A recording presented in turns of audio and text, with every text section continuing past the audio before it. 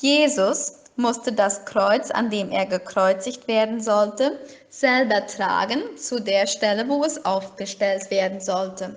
Das Kreuz sollte auf dem Hügel, das ist so ein kleiner Berg, Golgatha aufgestellt werden. Aber mit der Zeit hatte Jesus keine Kraft mehr, das Kreuz zu tragen.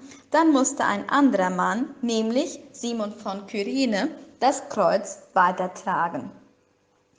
Dann wurde Jesus mit Nägeln an das Kreuz genagelt und dann hing er am Kreuz. Die Menschen, die unten standen und zuschauten oder vorbeigingen, beschimpften Jesus. Jesus spürte in diesem Moment alle Sünden von allen Menschen auf sich. Alles, was wir falsch gemacht haben und alles, was alle anderen Menschen falsch gemacht haben, spürte Jesus, als ob er das trug. Und das war sehr, sehr schwer. Jesus selber hatte niemals etwas falsch gemacht.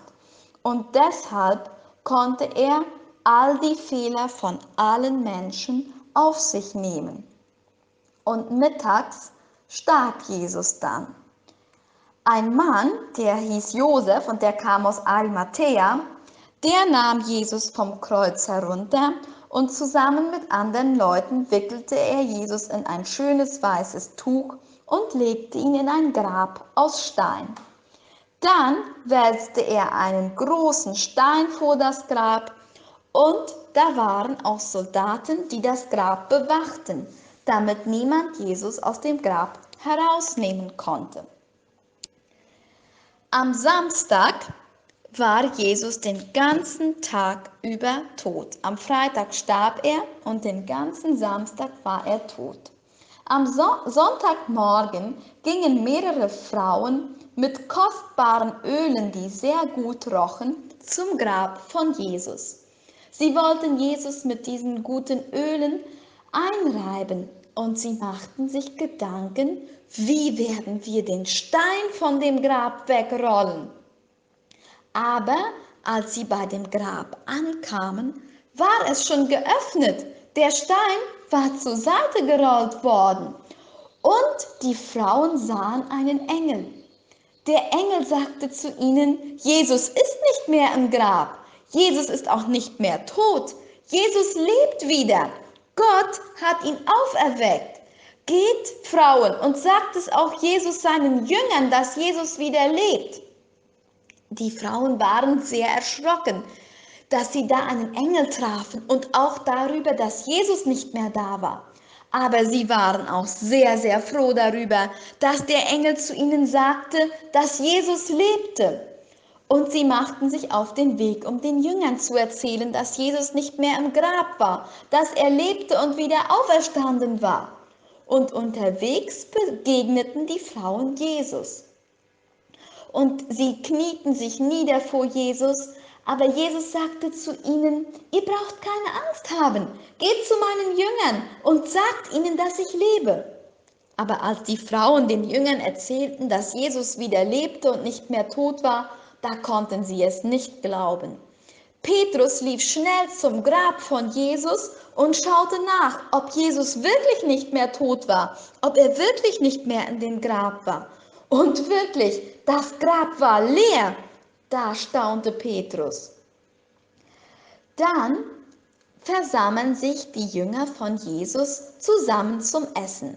Der Judas Ischariot war nicht dabei, der hatte ja Jesus verraten, aber die anderen 11 Jünger trafen sich. Und während sie aßen, war Jesus auf einmal bei ihnen. Er war einfach ins Zimmer gekommen und die Jünger sahen Jesus. Und Jesus sagte zu seinen Jüngern, warum habt ihr den Frauen nicht geglaubt, dass ich lebe? Wenn jemand euch etwas von mir erzählt, dann müsst ihr es glauben. Und Jesus gab den Jüngern einen ganz wichtigen Auftrag, eine ganz wichtige Aufgabe. Er sagte zu den Jüngern, erzählt allen Menschen von mir. Erzählt den Menschen, dass ich für ihre Sünden gestorben bin. Und erzählt ihnen, dass wenn sie an mich glauben und mich in ihr Herz aufnehmen und mich um Vergebung für ihre Fehler bitten, dass ich ihnen dann alle Sünden verzeihe.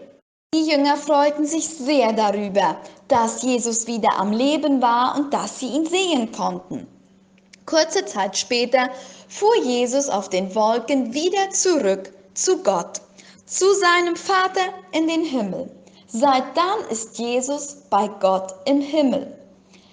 Seit dann brauchen die Menschen keine Opfer mehr für Gott bringen. Ich habe euch ja erzählt, dass Kain und Abel und auch Noah Opfer für Gott brachten, wenn sie Gott danken wollten oder auch wenn sie ihn um Vergebung ihrer Sünden bitten wollten.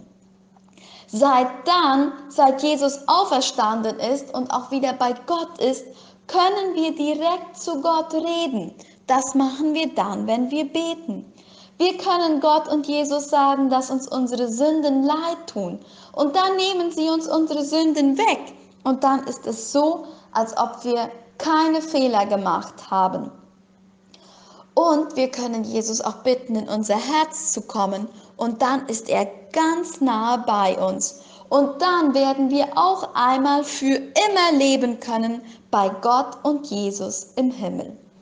Also, wenn es uns an diesem Osterfest ein bisschen schade ist, dass wir nicht genauso feiern können wie sonst, dann denken wir daran, warum wir wirklich Ostern feiern.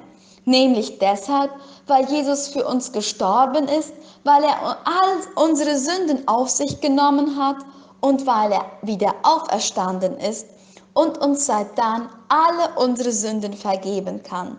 Das ist ein Grund zum Feiern und das ist, warum wir so froh sein können. Und einmal werden wir für immer bei Gott im Himmel sein können. Bis hier erzähle ich euch für heute. Bis später. Ich wünsche euch eine schöne Ostern. Ciao, ciao.